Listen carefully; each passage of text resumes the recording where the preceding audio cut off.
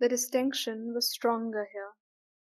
The boys wore trousers with shirts, like all boys do, in every other school. In classrooms, they would speak up. They would answer questions, even if these questions weren't directed to them. They were smart and energetic. The girls wore long kurtas, covering them completely from their necks to their knees. They wore their hair in two plaits, each tied with a ribbon that matched with their uniform. In the classroom, the girls never spoke up. They were smart, they would get good grades. But unlike the boys, they never answered, never participated in class discussions. It seemed as if they were just there to listen. It seemed as if everyone had accepted and normalized the hush-hush and the giggles of the girls and the rowdiness of the boys. This was my experience in a public school for 2 months. It was starkly different from my earlier experiences in other schools, but I realized that Indian schools had always differentiated between genders, whether it be a private school or public. Listen to the following headlines. An engineering student from Sivakasi said that in his college there are even separate provision stores and fruit shops. At a college in Coimbatore, it seems like the assistant dean here does not have much of work because he goes around the campus trying to spot female and male students sitting together. In an engineering college in Thrissur district, girls cannot speak to boys. In fact, the management does not even want them to look at boys. So the terrace in the hostel has huge grills. Another engineering college, this time in Kavarapet in Tamil Nadu, apparently did not let their male students sit for a recruitment drive once because a female HR person had come for the interviews. Well, these are some headlines from cases of moral policing in Indian schools. But you'll ask, what is the relation between what I had said before and these headlines? Well, I truly believe that these quote unquote acceptable notions such as gender perceptions, expectations, and behavioral norms form the crux of many gender issues in India. And in this very episode, we'll find out how. Let's get started. Good girls and good boys. We want to raise good kids. But what does good even mean? Does it only align with our cultural and religious values? If yes, which is mostly the answer, then we should really review our moral compass. When you hear the word good student, what do you imagine? Perhaps a girl, neatly dressed and pinned up, in a white uniform trailing till her knees. Or perhaps a boy in a well-pressed uniform and sleek hair. But why do we imagine girls in skirts and boys in pants? Why do we associate clothes to a gender? And, anyways, what do clothes have to do with having a quote unquote good moral character? These questions may seem trivial or unimportant right now, but hear me out. When we teach children to dress quote unquote appropriately, we reinforce religious, gender, and cultural norms onto them. This can limit children's self expression and perpetuate stereotypes about what is considered acceptable for each gender. This affects non conforming students too, or people from the LGBTQ spectrum, who are often bullied and harassed for their personal choices. This brings me to the war on jeans. Recently, a Mumbai college banned t-shirt and jeans and prohibited female students from entering the campus if they wore this.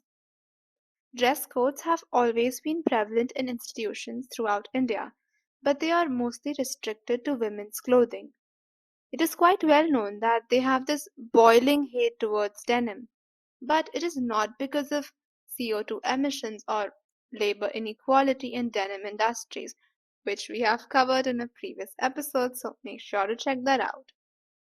Coming back to the episode, institutions don't like jeans because, surprise, surprise, it's Western, it's too casual, it's not what a student should wear.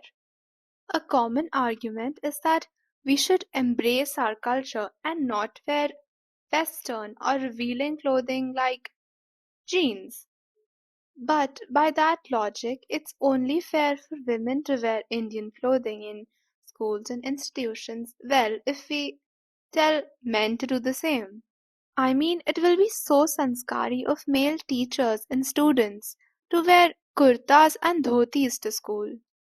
What I mean to say is that dress codes are not really dress codes. They are just a way to perpetuate rape culture and victimization. They are a tool for oppression and a way of unnecessary division between different genders.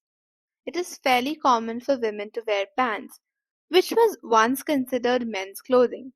And men too should be allowed to express themselves by wearing whatever they want. Individuals should have their own preference, whether it be skirts, pants, saris, or even dhotis. Fashion is for everybody, and unnecessary labelings have no reasoning at all. This brings me to chapter 3, the blame game.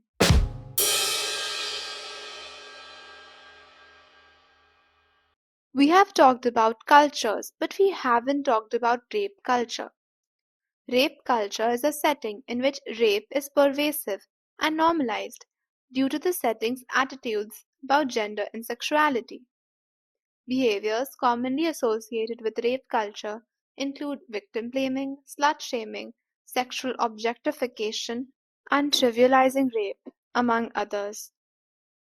For instance, when we tell female students to wear skirts that cover their knees, tell them to pin up or sit properly, we are perpetuating the idea that whatever they do otherwise is sign of a bad moral character.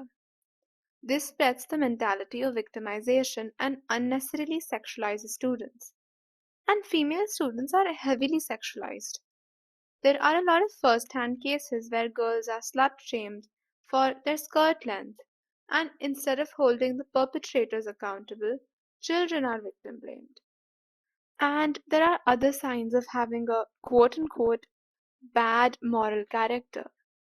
One of such is adolescents being adolescents. In 2023, a college in Kolkata used CCTV cameras to monitor quote unquote inappropriate behavior on campus. By inappropriate behavior, they didn't mean violence or ragging or bullying. They were referring to college romances. And this was a college, an undergraduate graduate college, a college full of consenting adults. Although the college authorities faced much backlash from students and teachers, this type of moral policing is common throughout colleges in India. It's even worse in schools. In 2017, a Kerala school expelled two teens for hugging, and the High Court actually backed this decision. Most college students are consenting adults, but when it comes to school children, we are talking about minors. Because of the legality of the issue and the conservativeness of Indian society, schools tend to use a very different approach when it comes to handling these cases. Instead of talking openly to the students, authorities use shame and punishment to ensure, quote unquote, again, good behavior from their students. This is negatively impactful. Instead of acknowledging that emotional desires are normal for teenagers, authorities try to deem it as something unnatural or not necessary. Whatever your opinion on this may be, I think all of us will agree that conversations are important. Conversations bring me back to the start of this episode. I talked about my experience in a public school. Most of us do not care much about the uniform or behavioral differences, but small things amount to bigger ones. Did you know that there are significantly less women in STEM than men? Because it's not considered a women's field. Well, that's for another episode. This episode was just an introduction about how our expectations and assumptions from one gender can actually supersede an individual's actions. And we must consider this in our education system. Do you have any ideas to make our institutions more inclusive? Till the time you guys rack your brains with that question, we will be back with another episode. For this episode, our socials and all our sources are down below. Make sure you share this episode and write down a review on wherever you listen your podcasts. That's all for this time. Bye bye.